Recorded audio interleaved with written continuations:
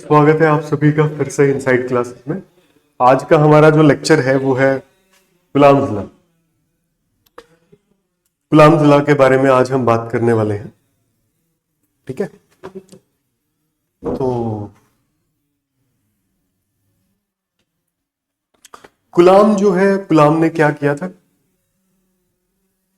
Coulombs ने दो charge के बीच में कितना फोर्स लगेगा उसका क्वांटिटेटिव एक फॉर्मूला हमें दिया था। तो क्या काम किया था कूलाम्स ने, अगर हम बात करें यहां पे, तो आप देखिएगा coulombs measure the force between the 2 point charge.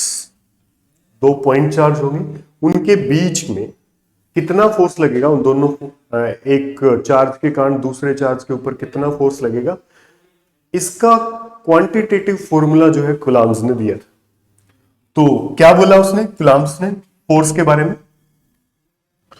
Coulomb measured the force between the 2 point charge and found that it varied inversely as square of the distance between the charge and was directly proportional to the product of the magnitude of the charge. जैसा लिखा गया है आप इसको यहां पे भी देख सकते हो। फोर्स जो है वो इनवर्सली प्रोपोर्शनल है square of the distance between the charge. अगर आप चार्ज की बात करो, मान लिया कि हमारे पास एक चार्ज है Q1, एक चार्ज है Q2 और दोनों जो है R सेपरेशन के ऊपर रखे गए हैं, तो उनके बीच में जो फोर्स है वो इनवर्सली प्रोपोर्शनल होता है square of the separation, square of the separation, और डायरेक्टली प्रोपोर्शनल होता है product of the charge, magnitude of charge Q1 and Q2। आप कंबाइन करके लिखोगे तो ये ऐसा कुछ होगा। और ये जो K है, यहां पे जो K है, इस K को कूलाम्स कांस्टेंट बोलते हैं या इलेक्ट्रोस्टैटिक कांस्टेंट भी बोलते हैं। Electrostatic constant,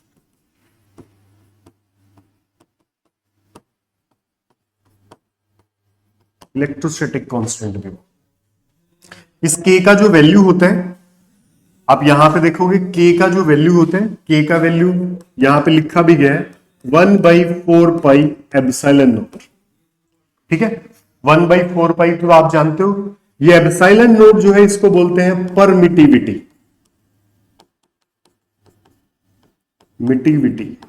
permittivity of free space, free space, permittivity of free space बोलते हैं।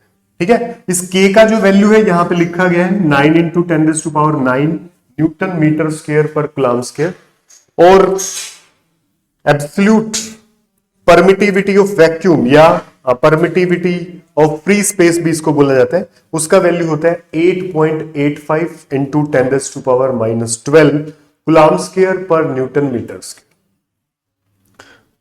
ठीक है, तो ये कूलम्ब ने जो है कैलकुलेट किया था। ठीक है, इसके ऊपर थोड़ी बातें हम करते हैं। इसके ऊपर एक क्वेश्चन आता है जैसा कि हमने दिया है, find the magnitude of electrostatic force acting between the pair of charges shown in figure below। पहले इसके बारे में ही बात कर लें। देखिए भाई, दो चार्ज है, एक है +5 माइक्रो कूलम्ब, सॉरी कूलम्ब, और एक है 6 कूलम्ब, और दोनों के बीच में सेपरेशन है 3 मीटर। ठीक है, अब दोनों पॉजिटिव चार्ज है, पॉजिटिव पॉजिटिव को क्या करता है, रिपेल करता है, पॉजिटिव पॉजिटिव को क्या करेगा, रिपेल करेगा। किस तरफ करेगा, इस तरफ फोर्स लगाएगा। ये वाला चार्ज इसको इस तरफ फोर्स लगाएगा, और इसी फोर्स का फॉर्मूला जो है कूलम्ब्स ने दिया है, वो क्या फॉर्मूला है, कि Q1 Q2 R स्क्वायर। ठीक है, ये मैग्नीट्यूड है, खाली डायरेक्शन के बारे में हम बात करेंगे वेक्टर फॉर्म में। डायरेक्शन आप ऐसे भी तय कर सकते हो कि पॉजिटिव पॉजिटिव को रिपेल करेगा, तो इस चार्ज के कारण इसके ऊपर जो फोर्स लगेगा इसको हम चार्ज बोल देते हैं 1, ये 2। तो यहां पे क्या होगा, force on 2 second charge due to first charge, और ये क्या है, force on first charge due to second charge, आप इसको बोल सकते हो। आप इसका मैग्नीट्यूड निकालना चाहते हो तो मैग्नीट्यूड कैसे निकलेगा, K का वैल्यू अभी थोड़ी देर पहले हम लिख रहे थे, कितना था, 9 इंटू 10⁻⁹ था ना, क्या था, न्यूटन मीटर स्क्वायर पर कूलम्ब स्क्वायर इसका यूनिट है, ठीक है। मल्टीप्लाई चार्ज, चार्ज कितना है 5 इंटू 6, वेरी गुड, और डिवाइड में सेपरेशन 3 का स्क्वायर, 3 का स्क्वायर 9 हो जाए, ठीक है। तो इस 9 से ये क्या हो जाएगा, कैंसिल, तो कितना हो गया 30 इंटू 10⁻⁹ न्यूटन। क्लियर, कर सकते हो आप ऐसे। हमने दो आगे भी क्वेश्चन दिए हैं, ये दो क्वेश्चन आप इसको भी सोल्व कर सकते हो। सेकंड क्वेश्चन आप देखिए जरा, सेकंड क्वेश्चन को कैसे सोल्व करोगे। ये जो सेकंड पार्ट है, क्या होता है फोर्स का फॉर्मूला, क्या होता है फोर्स का formula, K Q1 Q2 upon R square, ठीक है। तो कैसे लिखेंगे, F is equal to, K का वैल्यू कितना था 9 इंटू 10⁻⁹, Q1 कितना है 10 मिली कूलम, मिली का मतलब समझते हो 10 इंटू 10⁻⁻3, वेरी गुड। और यहां पे क्या है 5 इंटू 10⁻⁻3। देखिए बेटा, यहां पे अगर आप देखेंगे तो ये पॉजिटिव चार्ज है, ये नेगेटिव चार्ज है, इस वाले चार्ज को ये क्या करेगा, अट्रैक्ट करेगा। अगर हम इसको फर्स्ट बोले, इसको सेकंड बोले, तो ये क्या हो जाएगा, force on second charge due to first. Clear, और ये इस तरह से डायरेक्शन देगा। अब यहां पे हम सिर्फ मैग्नीट्यूड लेंगे, इसका साइन यूज नहीं करेंगे, वेक्टर क्वांटिटी है, साइन जो है चार्ज का जो साइन रहेगा वो सिर्फ डायरेक्शन तय करेगा फोर्स का, मैग्नीट्यूड के ऊपर कोई इफेक्ट नहीं होता। क्लियर, यहां पे चाहे प्लस होता चाहे माइनस होता, सिर्फ डायरेक्शन चेंज होती, फोर्स का मैग्नीट्यूड वही रहता। क्लियर, तो यहां पे आप सोल्व कर सकते हो डिवाइड में, डिवाइड में क्या, स्क्वायर ऑफ द सेपरेशन, तो 5 का स्क्वायर कितना हो जाएगा 25। क्लियर, बस आप सोल्व करेंगे तो आप इसको निकाल सकते हो। सिमिलरली ये थर्ड क्वेश्चन है, ये भी आप सोल्व कर सकते हो। माइनस माइनस दोनों चार्ज क्या करेंगे, आपस में रिपेल करेंगे, तो वो रिपल्सिव फोर्स आप जो है वो कैलकुलेट कर सकते हो। ठीक है, ये मैं आपकी प्रैक्टिस के लिए छोड़ देता हूं। आगे अगर बात करें, नेक्स्ट क्वेश्चन है हमारा, the sum of two positive charge is 4 coulomb and are placed at a distance of 1 meter from each other. Find the maximum possible repulsive electrostatic force between them. Question को समझना ध्यान से, क्या कह रहे हैं कि दो चार्ज का सम 4 माइक्रो, ठीक है। इसका मतलब क्या हुआ, अगर हम एक चार्ज की बात करें कि जो x मैग्नीट्यूड का है, एक चार्ज हमारा x मैग्नीट्यूड का है, तो दूसरा कितना होगा, दूसरा कितना होगा वासु 4 माइनस एक्स। क्यों, क्योंकि दोनों का सम कितना है 4 कूलम। क्लियर, और दोनों के बीच में सेपरेशन कितना है 1 मीटर। क्लियर, तो कह रहा है कि find the maximum possible repulsive electrostatic force between them, उन इन दोनों चार्ज के बीच में मैक्सिमम फोर्स। अब एक्स तो हमने माना है, अब एक्स का वैल्यू निकालना पड़ेगा, मैक्सिमम फोर्स कब हो सकता है। ठीक है, तो फिलहाल हम मान लेते हैं कि एक चार्ज हमारा कितना है x और दूसरा कितना है 4 माइनस एक्स। तो फोर्स का क्या फॉर्मूला होता है, अगर आप फोर्स की Q1 that is x, Q2 4 minus x, very good, और डिवाइड में क्या हो जाएगा 1 का स्क्वायर। ठीक है, अब हमें x का कुछ ऐसा वैल्यू चूज करना है, कैसा वैल्यू चूज करना है x का कि फोर्स मैक्सिमम हो, फोर्स क्या हो मैक्सिमम हो। और मैक्सिमम कैसे निकाल सकते हैं, हमें डिफरेंशिएशन करना पड़ेगा x का, डिफरेंशिएशन से ही हम चेक कर सकते हैं कि किस वैल्यू के ऊपर मैक्सिमम होगा। तो हम क्या कर देते हैं, यहां पे df बाई dx निकालेंगे। ठीक है, तो df बाई dx अगर इस क्वांटिटी का आप डिफरेंशिएशन करते हैं तो जो जो कांस्टेंट है वो तो k कांस्टेंट है वो बाहर आ गया, यहां क्या बचेगा d by dx x into 4 minus x, यही है ना बेटा। इसका डिफरेंशिएशन करोगे तो क्या हो जाएगा 4 माइनस एक्स, इसके मल्टीप्लाई में एक्स स्क्वायर, तो इसका करोगे तो कितना रहेगा 2x, यही डिफरेंशिएशन आएगा। बोलो, डिफरेंशिएशन मल्टीप्लाई कर दो, मैं यहां लिख भी देता हूं कि d बाई डी एक्स यहां पे क्या हो गया 4x माइनस में एक्स स्क्वायर। ठीक है, तो k तो k रहेगा, इस 4x का डिफरेंशिएशन करोगे तो 4 और इसका करोगे तो 2x। ठीक है, डी बाई एट मैक्सिमम और मिनिमम वैल्यू के ऊपर डी बाई डी एक्स क्या होता है? 0 होता है कि नहीं होता? तो df by D X is equal to 0 put कर दो, मतलब क्या आ जाएगा? k into 4 minus 2x is equal to 0। तो यहां से आप सोल्व करोगे तो x का वैल्यू कितना आ जाएगा? 2 आ जाएगा। ठीक है, अब इस 2 के ऊपर या तो मैक्सिमम वैल्यू होगी या मिनिमम वैल्यू होगी, उसको चेक करने के लिए क्या करते हैं? Double derivative. ठीक है, तो डबल डिफरेंशिएशन कर दो इस टर्म का। ठीक है, इस टर्म का डबल डिफरेंशिएशन कर दो तो क्या आ जाएगा? एक्स स्क्वायर कितना आ जाएगा? -2। और ये क्या है? ये क्या है? लेस देन है 0। लेस देन 0 है तो इसका मतलब इसके ऊपर वैल्यू कितनी होगी? मैक्सिमम। हाँ, नेगेटिव होगा तो मैक्सिमम, पॉजिटिव होगा तो मिनिमम। तो x इज इक्वल टू 2 के ऊपर अगर आप देखोगे तो वैल्यू ही माइनस की आ गई। यहां पे कौन सी वैल्यू आपको मिलेगी? मैक्सिमम वैल्यू मिलेगी। क्या मिलेगी? मैक्सिमम। तो x की वैल्यू 2 के ऊपर फोर्स मैक्सिमम होगा। x की वैल्यू 2 के ऊपर फोर्स क्या होगा? मैक्सिमम होगा। तो x अगर 2 हो गया तो ये कितना हो गया? 4 माइनस 2, ये भी 2। तो यहां पे चार्ज कितना आ गया? 2 कूलम। यहां पे चार्ज कितना आ गया बेटा? 2 कूलम। और यहां पे कितना आ गया? 2 कूलम। तो अगर आप दो चार्ज को ऐसे रखोगे तो फोर्स क्या होगा? मैक्सिमम होगा। और वो कितना होगा वो भी तो निकालना है ना हमें। तो फोर्स कैसे निकालेंगे? फोर्स का क्या फॉर्मूला है? Q1 क्या है? 2। Q2 क्या है? 2 डिवाइड में 1 का स्क्वायर। तो कितना आ जाएगा? 4 इंटू 9 इंटू 10⁻⁹ न्यूटन। हाँ, 36 इंटू 10⁻⁹ न्यूटन ऐसा आ जाए। क्लियर? तो ऐसे मैक्सिमम और मिनिमम निकाल लोगे। अगर दो चार्ज को डिस्ट्रीब्यूट करना है, उनके बीच में मैक्सिमम फोर्स हो, उसके लिए फोर्स आधे आधे आधे। क्लियर? ठीक है, इसी बात के ऊपर एक और क्वेश्चन हम करते हैं, देखिएगा।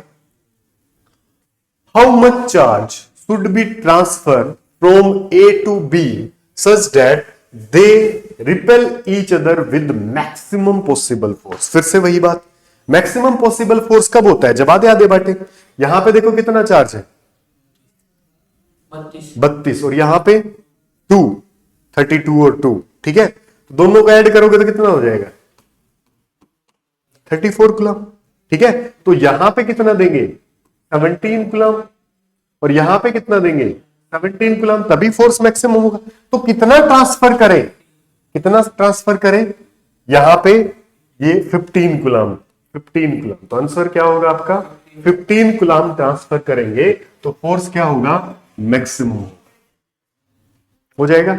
उसी सेम पिछले वाले कॉन्सेप्ट पे, पिछले वाले कॉन्सेप्ट में आपने सीख लिया कि चार्ज को हमें आधा आधा बांटना है, तब फोर्स क्या होगा? मैक्सिमम। ठीक है, और आगे बढ़ते हैं। ठीक है, आ रहा होगा ना समझ में? तो point charge A is moving in a circle around a fix charge B. एक चार्ज है ए, इस बी के अराउंड जो है सर्कल में रिवॉल्व कर रहा है। Find the speed v of particle A की स्पीड बताइए। देखो बेटा, अगर सर्कल में रिवॉल्व कर रहा है इसका मतलब इस डायरेक्शन में तो इसकी कोई डिस्प्लेसमेंट नहीं, इस पॉइंट पे देखेंगे तो इस डायरेक्शन में कोई डिस्प्लेसमेंट नहीं है, इस पॉइंट पे देखोगे तो इस डायरेक्शन में कोई डिस्प्लेसमेंट नहीं है। क्लियर? तो हमें यहां पे वेलोसिटी निकालना है कि एक सर्कल में रिवॉल्व करे। इसका मतलब क्या हुआ? सर्कल में रिवॉल्व कब करता है? जब कौन सा फोर्स हो? Centripetal force. ठीक है, तो यहां पे आप देख सकते हो क्या है भाई? यहां पे एक चार्ज है सेंटर पे, कितना है? 10 माइक्रो कूलम। और यहां पे कितना है? -9 माइक्रो कूलम। ठीक है, अब आप देखोगे ना, ये वाला चार्ज इस वाले चार्ज को अट्रैक्ट करेगा। ये वाला कौन सा चार्ज है? पॉजिटिव। और ये कौन सा है? नेगेटिव। तो पॉजिटिव नेगेटिव को क्या करेगा? अट्रैक्ट करेगा।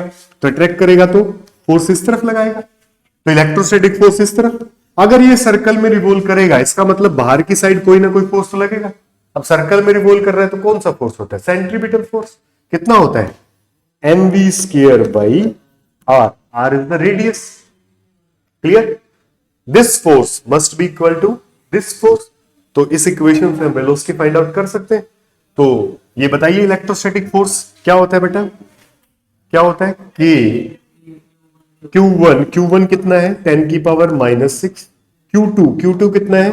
9 इंटू 10⁻⁻। ये आप समझ गए ना, नेगेटिव चार्ज है यहां पे पॉजिटिव ही लेंगे हम, मैग्नीट्यूड के लिए बात कर रहे हैं खाली।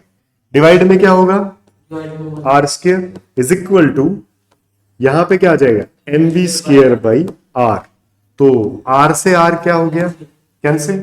यहां पे मास भी दिया हुआ है ना, ठीक है, मास भी दिया हुआ, रेट आर का वैल्यू भी दिया है 1 मीटर, 1 kg मास दिया हुआ है, ठीक है।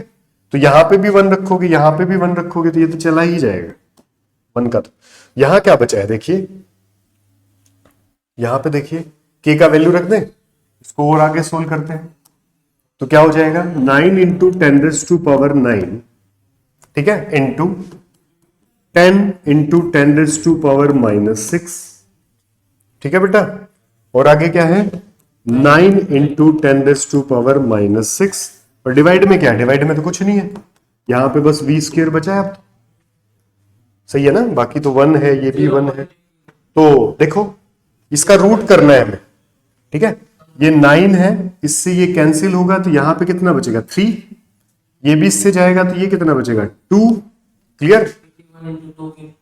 हाँ, तो v का वैल्यू कितना आ गया 0.9 मीटर पर सेकेंड, क्लियर है, 0.9 मीटर पर, क्लियर, कर सकते हैं हम ऐसे क्वेश्चन को, ठीक है। और आगे बात करते हैं, कुछ इंपॉर्टेंट पॉइंट है कुलाम्स लॉ के, ठीक है, उसको हमने लिखा है आपके लिए। तो पहला पॉइंट क्या है, this law is directly valid only for point charge. Point charge समझते हो ना, ठीक है, पॉइंट चार्ज के ऊपर वैलिड है, ऐसा नहीं है सबके ऊपर वैलिड है, पॉइंट चार्ज के ऊपर वैलिड। आगे क्या कह रहे हैं, कुछ ऐसी जगह भी वैलिड है ये, when the linear size of charge body are much smaller than the distance separation them, then the size of body can be ignored। जैसे ये एग्जांपल भी हमने दिया है,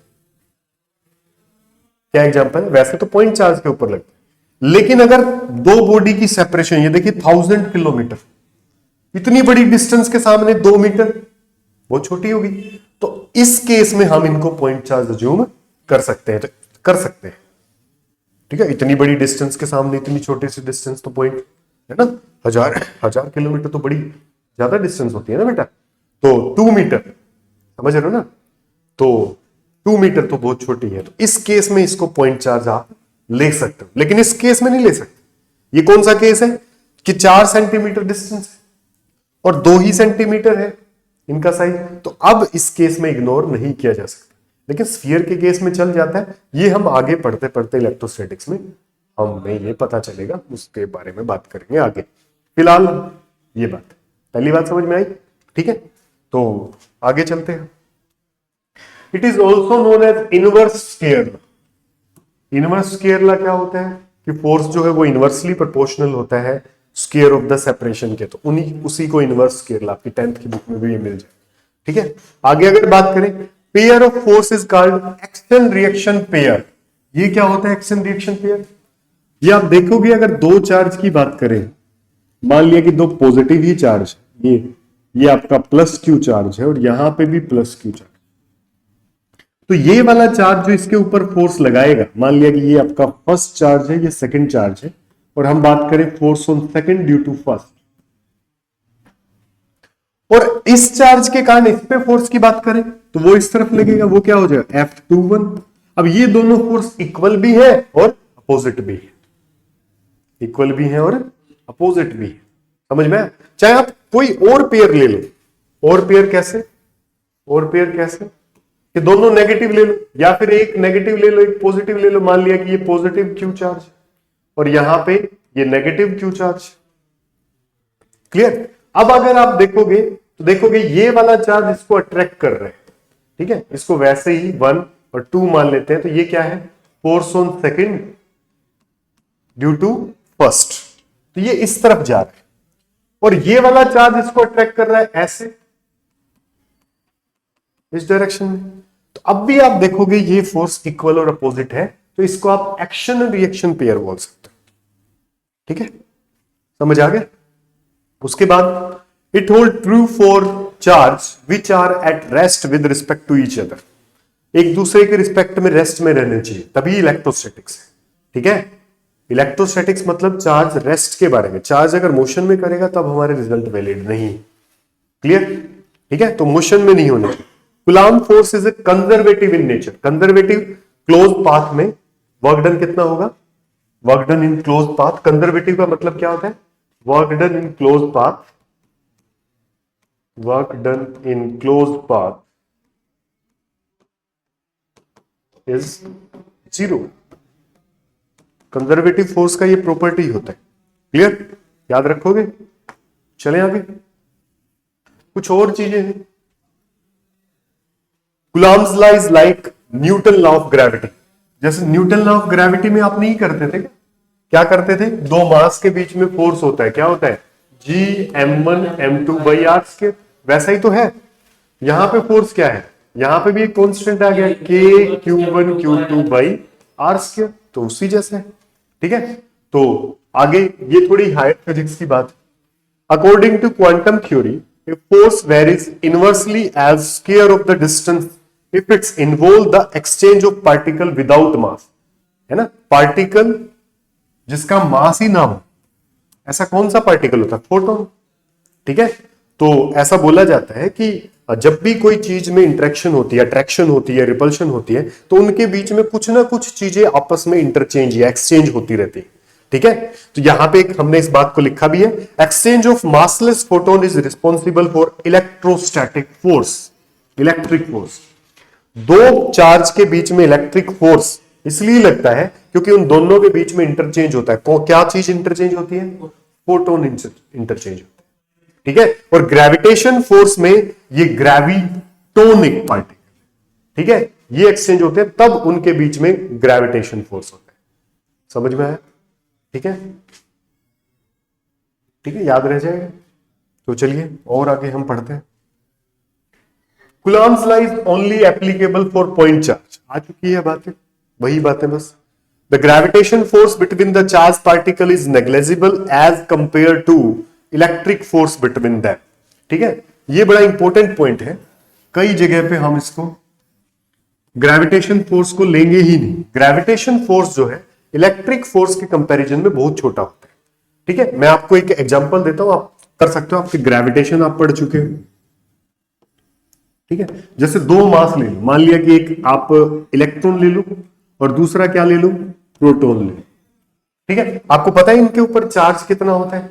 दोनों के ऊपर ई चार्ज होता है। ई का वैल्यू कितना होता है? 1.6 इंटू 10⁻⁻19 कूलम्ब। Very good. तो इसके अगर हम इलेक्ट्रोस्टैटिक फोर्स की बात करें तो कैसे निकालेंगे? के क्या होता है? 9 इंटू 10⁻9 इंटू 1.6 इंटू 10⁻⁻19, और दूसरा भी ऐसे ही लिखेंगे तो इसका स्क्वायर हो जाएगा। और डिवाइड में मान लिया कि सेपरेशन 1 मीटर ही है तो 1 का। समझ में आया? और अगर हम ग्रेविटेशन फोर्स कैलकुलेट करें इनके बीच में तो क्या फॉर्मूला होता है हमारा? G(m1m2/r²। तो G सेम सेपरेशन पे रख के हम ग्रेविटेशन फोर्स निकाल रहे हैं। G का वैल्यू कितना होता है? 6.67 इंटू 10⁻⁻11। ठीक है, m1 इलेक्ट्रॉन का मास कितना होता है? 9.1 इंटू 10⁻31 kg। ठीक है, और प्रोटॉन का मास कितना होता है? 1.67 के आसपास इंटू 10⁻⁻27, और डिवाइड में सेपरेशन कितना रख ले? 1 रख ले। क्लियर भाई? कोई दिक्कत नहीं है। तो अगर आप इसकी कैलकुलेशन करते हो, आप कैलकुलेशन ना भी करो तो आप देखो इनकी पावर अगर आप कंपेयर करोगे तो ये वाला force electrostatic force is 10⁻, approximate 36 के आसपास रहता है।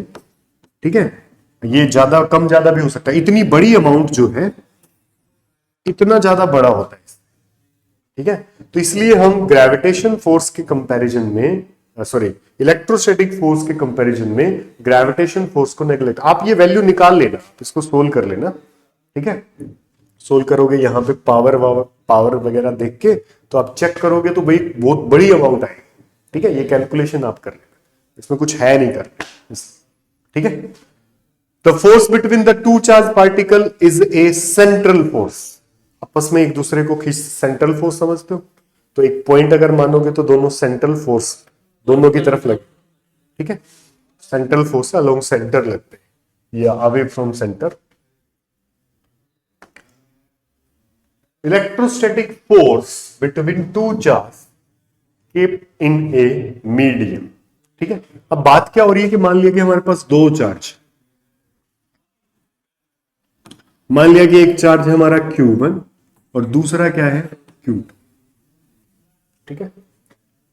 और ये किसी मीडियम में रख दिया। पहले तो एयर, कोई मीडियम नहीं था इनके बीच में। जो फॉर्मूला आपको बताया गया है वो तब वैलिड है जब जब कोई भी मीडियम इनके बीच में नहीं है, फ्री स्पेस। लेकिन अब मीडियम में रखे गए हैं, तब कुलाम्स लॉ अपने अंदर क्या चेंज करता है हम उसके बारे में बात, ठीक है? अब जब मीडियम है, इसमें एक हम कांस्टेंट भी डिफाइन करेंगे। मान लिया कि इस मीडियम का एक डाइलेक्ट्रिक कांस्टेंट, क्या बोला हमने? डाइलेक्ट्रिक कांस्टेंट, या फिर एक और टर्म होती है relative permittivity, relative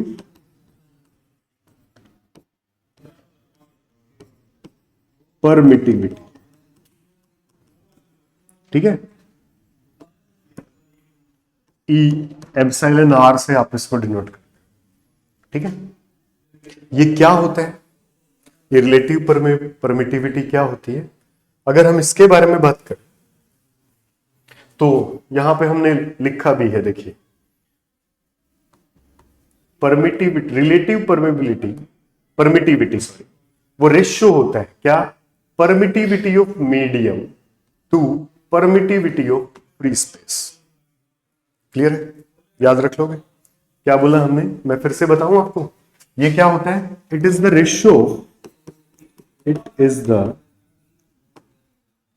ratio permittivity of medium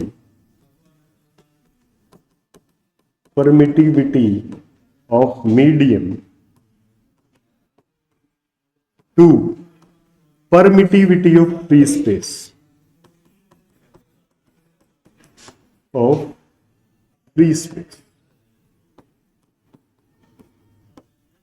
ठीक है?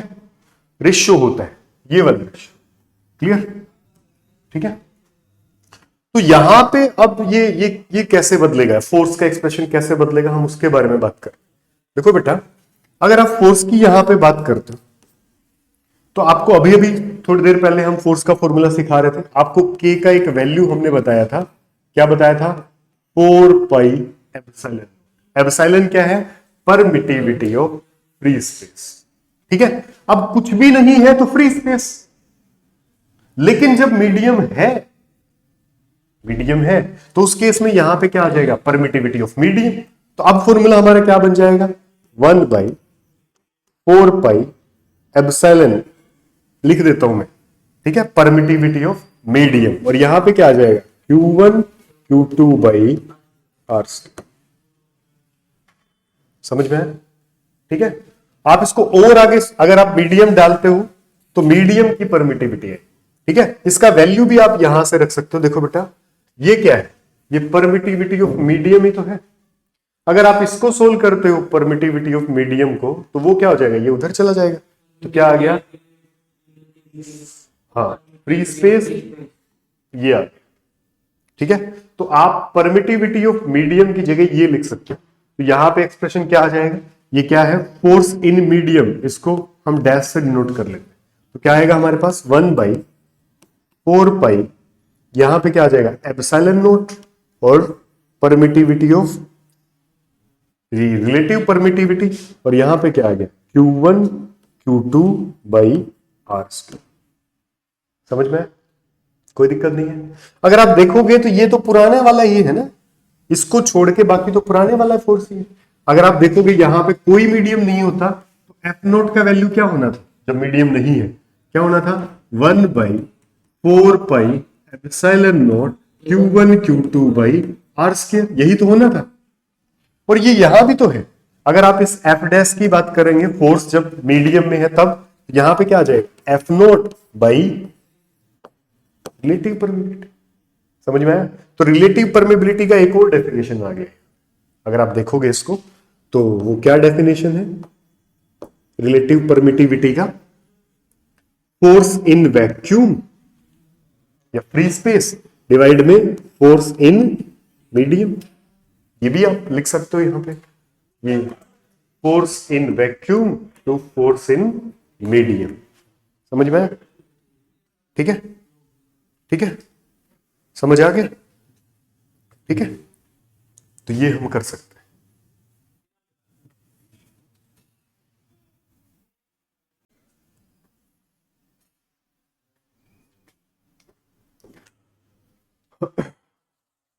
चलिए बात करते हैं।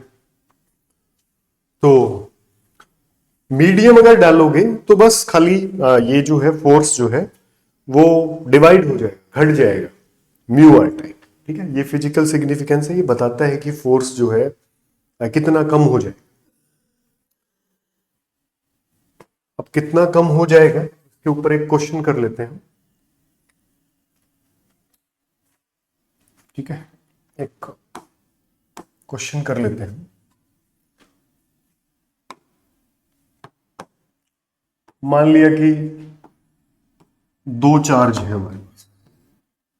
ठीक है, क्या है? दो चार्ज है। एक चार्ज हमने मान लिया है 2 माइक्रो कूलम और दूसरा जो है वो 4 माइक्रो कूलम। ठीक है, placed at a separation of 2 metre. Clear? In a medium of dielectric constant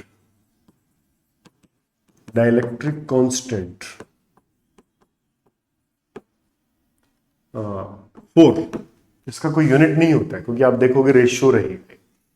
तो 4 डाइलेक्ट्रिक कांस्टेंट है, इस मीडियम में रख दिया। अब इन दोनों के ऊपर फोर्स बताइए कितना हो, तो आप फोर्स निकाल सकते हो। क्या फॉर्मूला होता है फोर्स निकालने का? मीडियम में अगर आप निकालो तो क्या हो जाएगा? K Q1 Q2 by are square, यही तो होता है। ठीक है, और डिवाइड में क्या हो जाएगा? कि सॉरी, इसको ये ले लेते हैं, परमिटिविटी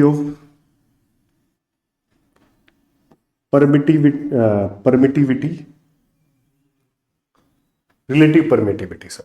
ठीक है, तो रिलेटिव परमिटिविटी या डाइलेक्ट्रिक कांस्टेंट एक ही बात है, कोई दिक्कत नहीं। ठीक है, तो अगर आप फोर्स निकालते हो, दो चार्ज के बीच में अगर फोर्स निकालोगे तो दो चार्ज के बीच में फोर्स कैसे निकलेगा? के क्या होता है? के 9 इंटू 10⁻⁹ चार्ज Q1 वो कितना है? 2 इंटू 10⁻⁻⁻6। Q2 वो कितना है? 4 इंटू 10⁻⁻6। डिवाइड में ये क्या आ जाएगा? 4। और सेपरेशन कितना है? 2 का स्क्वायर 4 हो जाएगा। तो आप इसको सोल्व करोगे तो 4 से 4 कैंसिल हो जाएगा, ये इससे कैंसिल हो जाएगा। आप इसको देखोगे तो ये दोनों इससे कैंसिल हो जाएंगे। कितना रहेगा? 10⁻⁻3। क्लियर? 4.5 इंटू 10⁻⁻3। बस जो पहले फोर्स था जो वैक्यूम में लग रहा था, स्पेस में, फ्री स्पेस में लग रहा था, अब मीडियम के कारण वो फोर्स थोड़ा चेंज हो जाएगा। ठीक है, ये चेंज क्यों होता है? अगर हम बात करें चेंज क्यों होता है, ये चेंज इसलिए होता है क्योंकि मीडियम भी एक फोर्स लगाता है। चार्ज के ऊपर उतना ही फोर्स लगाता है, लेकिन उनके अंदर जो मीडियम है वो पोलराइज होके कुछ फोर्स लगाने लग जाता है। हम इसके बारे में थोड़ी चर्चा करें। ठीक है, तो देखिए मीडियम कितना फोर्स लगाने लग जाए।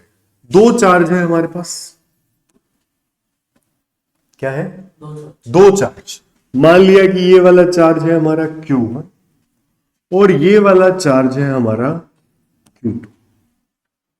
ठीक है, और ये किसी मीडियम में रखे तो हुआ क्या?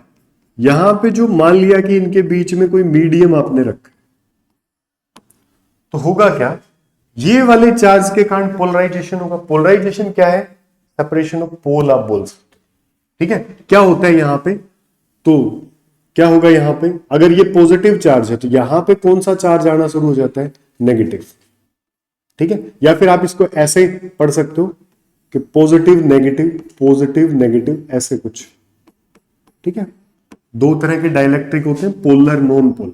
यहां पे ये पॉजिटिव तो ये भी यहां पे आएगा, तो कुछ चार्ज यहां पे इंड्यूस हो जाएगा, कुछ चार्ज जो है वो इसके सरफेस के ऊपर इंड्यूस हो जाएगा, जो इनके ऊपर एक्स्ट्रा फोर्स लगाने लग जाए। ठीक है, देखिए क्या हो रहा है, ये वाला चार्ज मीडियम नहीं है, मान लिया कि ये मीडियम नहीं है, तो ये वाला चार्ज इसके ऊपर फोर्स लगाएगा, कितना, एफ नोट, कोई मीडियम नहीं है तब ये फोर्स लगेगा। क्लियर। और जो ये मीडियम है, अब मीडियम के ऊपर चार्ज इंड्यूस हो गया, देखो ये नेगेटिव आया ना इस तरफ, ये नेगेटिव इस पॉजिटिव को अट्रैक्ट करेगा कि नहीं करेगा, तो यहां पे फोर्स आ जाएगा। फोर्स कौन सा force, force due to medium, क्या है ये F M, force due to medium, medium ने जो फोर्स लगाया है वो फोर्स है एफ एम। क्लियर है। तो अब ये वाला चार्ज इसके ऊपर जो नेट फोर्स लगाएगा वो क्या है, अगर हम इसके ऊपर नेट फोर्स, मैं फिर से बात कर रहा हूं, ये वाला चार्ज अगर कोई भी स्पेस नहीं होता तो ये फोर्स लगा रहा था, और ये मीडियम के कारण भी एक फोर्स इस पे लग रहा है। क्लियर है। तो इसके ऊपर नेट फोर्स कितना लगा, अगर हम नेट फोर्स की बात करें तो नेट फोर्स कितना लगा बेटा, कितना लगेगा, एफ नोट माइनस में एफ एम। समझ में आया। एफ नोट क्या है, ड्यू टू चार्ज जो लगा है, ये क्या है, force due to charge, force due to, समझने वाली बात है भाई, बहुत बड़ी। ठीक है। और ये वाला फोर्स कौन सा है, हाँ जो फोर्स मीडियम जो इसके ऊपर लगा रहा है, force due to medium, medium ने जो फोर्स लगा है। क्लियर है, समझ में आया, कोई दिक्कत नहीं है। तो अगर आपके जैसा कि पूछा force applied bye a medium, तो हमारा वो वाला कौन सा फोर्स है, एफ एम। क्या है ये, एफ एम में तो है, यही तो कैलकुलेट करना है हमें। तो एफ एम क्या आ जाएगा आपका, एफ एम को अगर मैं उस तरफ ले जाऊं तो क्या आएगा मेरे पास, अगर आप इसको देखोगे तो क्या आएगा, एफ नोट माइनस में एफ नेट। अब ये एफ नेट क्या है, अभी थोड़ी देर पहले हम कह रहे थे कि अगर कोई मीडियम डाल देते हो, क्या डाल देते हो, मीडियम, तो जो फोर्स है, तो जो आपका फोर्स है, ये वाला चार्ज जो इसके ऊपर एफ नेट फोर्स लगाएगा, वो एफ नेट क्या हो जाता है, आपको याद है क्या, F note by E R. अभी तो थोड़ी देर पहले बात कर रहे थे हम, कर रहे थे कि नहीं, if we place two charge in a medium, then net force on a charge due to other charge, that is F naught by relative permittivity। क्या है ये, relative permittivity। क्लियर, ठीक है। तो relative permittivity, तो ये फोर्स हम थोड़ी देर पहले ही बात कर रहे थे कि नहीं कर रहे थे। तो ये वाला फोर्स हमें पता है कि एफ नेट लगेगा इसके ऊपर, तो हम यहां पे वैल्यू रख देंगे। तो क्या आ गया आपके पास, एफ नोट माइनस में एफ नेट का वैल्यू कितना आ गया भाई, एफ नोट प्लस में ई आर। इस ई आर की जगह के भी मिलता है आपको बुक में, क्या मिलता है, तो F M force applied by medium कितना हो जाएगा, एफ एम इस तरफ आ गया, एफ एम तो है ही इस तरफ, तो एफ नोट को कॉमन ले लो तो क्या आ जाएगा, 1 माइनस ई आर। क्लियर है। This is a force applied by medium, कि मीडियम कितना चार्ज के ऊपर फोर्स अप्लाई कर रहा है, हम उस फोर्स को भी निकाल सकते हैं। क्लियर है। जैसा कि हमारा टॉपिक है force applied bye a medium. Clear, समझ में आया। एफ नेट क्या है वो समझ में आया। एफ एम क्या है, F M force applied by medium है, force applied by medium. Clear, ठीक है, क्लियर। चलिए और आगे बढ़ते हैं। Force of interaction between charge if space between them is partially filled. हम आपको एक चीज दिखाते हैं, एक चीज होती है इफेक्टिव डिस्टेंस। क्या चीज होती है भाई, इफेक्टिव डिस्टेंस।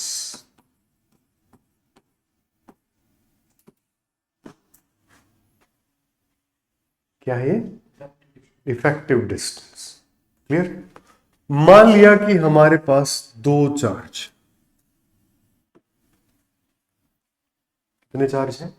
दो चार्ज, और दो चार्ज को हमने किसी सेपरेशन पे रखा है आर पे, ठीक है? और किस में रखा है? एक मीडियम में। मैं बार बार ई आर नहीं लिखूंगा अब, ठीक है?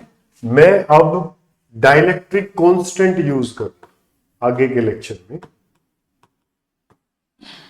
क्या यूज करूंगा बेटा? और ये डाइलेक्ट्रिक कांस्टेंट रिलेटिव परमिटिविटी से अलग नहीं है, सेम बात है, बस हम जो है अब के यूज करने वाले, कोई दिक्कत नहीं है। चलिए, दो चार्ज है, to charge Q1 and Q2। ये बड़ा इंपॉर्टेंट क्वेश्चन है, बहुत बढ़िया क्वेश्चन बनता है। एक चार्ज है Q1, एक चार्ज है Q2, और दोनों के बीच में सेपरेशन कितनी है? R। और जिस मीडियम में रखे हैं उसका डाइलेक्ट्रिक कांस्टेंट मैं क्या मान रहा हूं? K।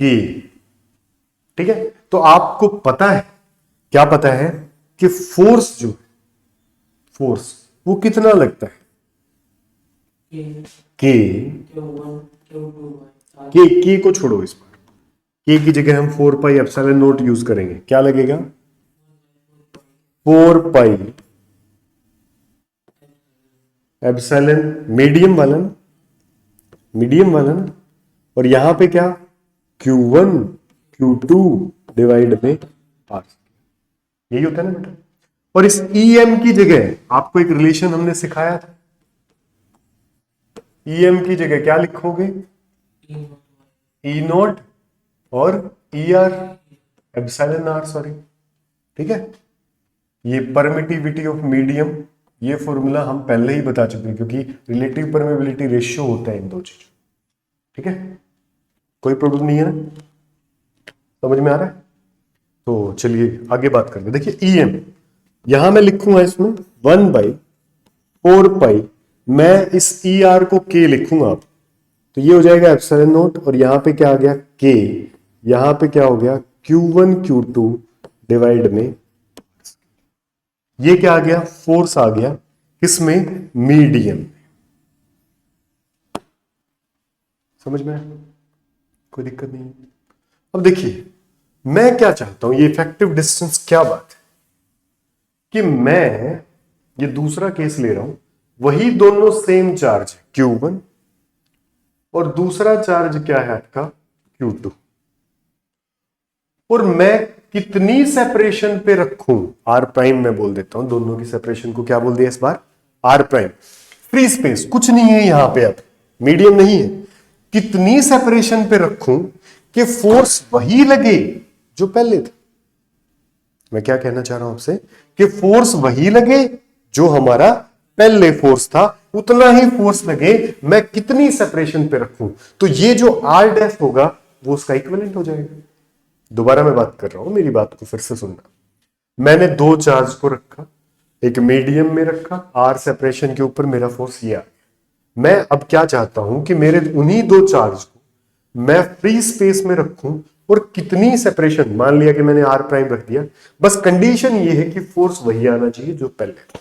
तो मैं एक बार ट्राई करता हूं, फोर्स मेरा निकालता हूं मैं, ठीक है? R प्राइम बोल देता हूं मैं इसको, तो क्या आ जाएगा?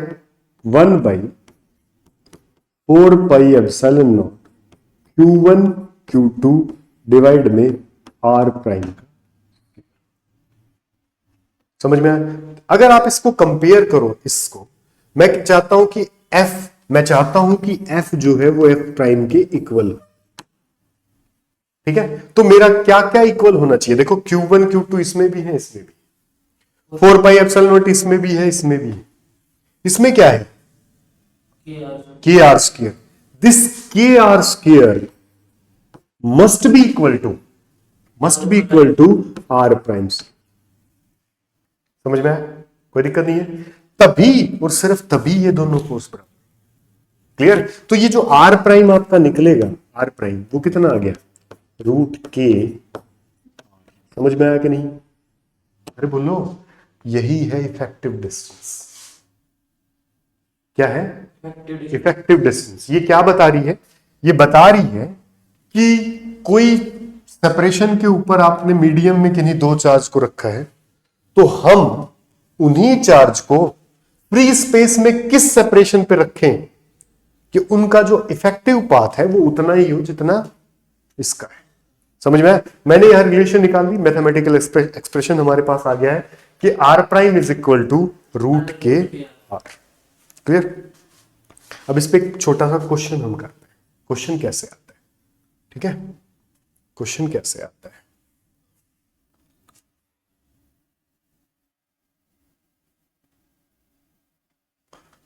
देखिए क्वेश्चन क्या है वो सुनिए ना। हमारे पास दो चार्ज, ठीक है, इस टॉपिक को हम कवर करने वाले हैं। हमारे पास दो चार्ज है, एक है Q1 और दूसरा कितना है Q2।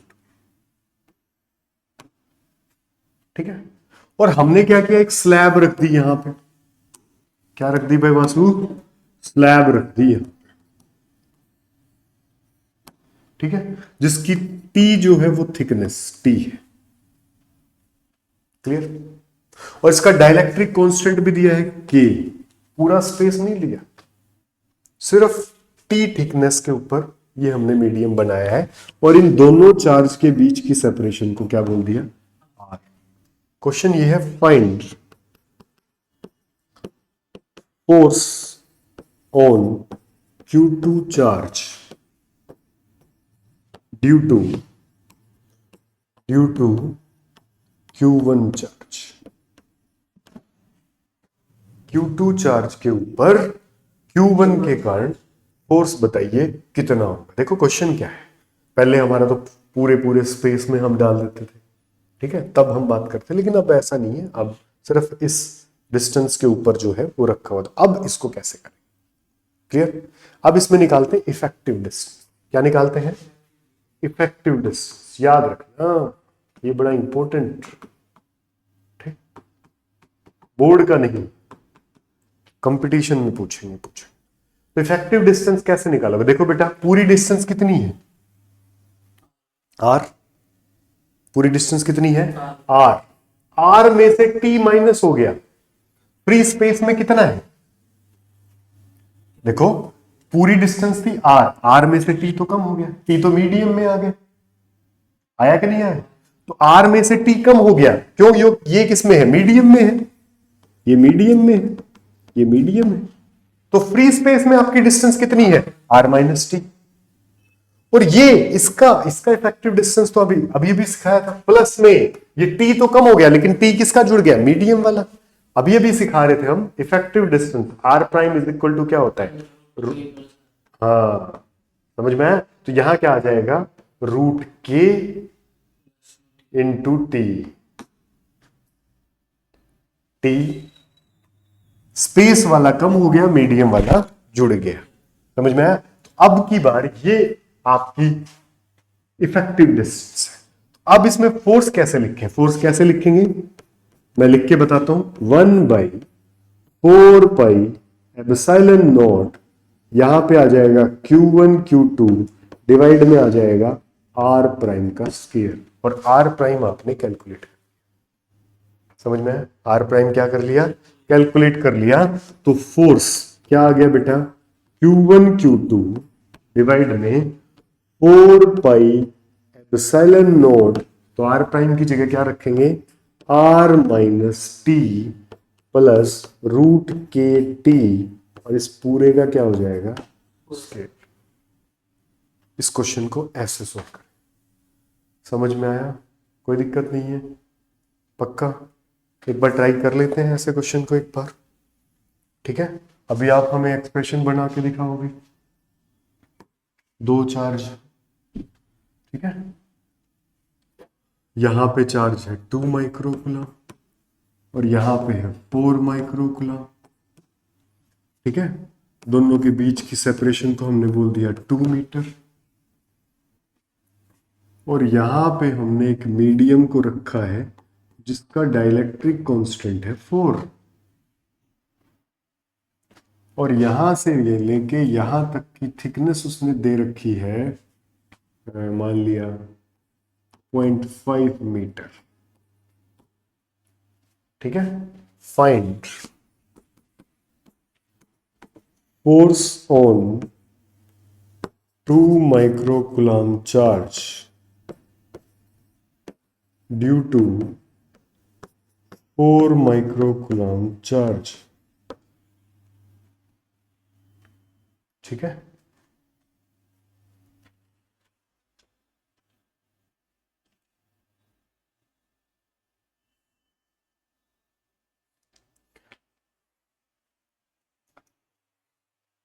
कर लोगे?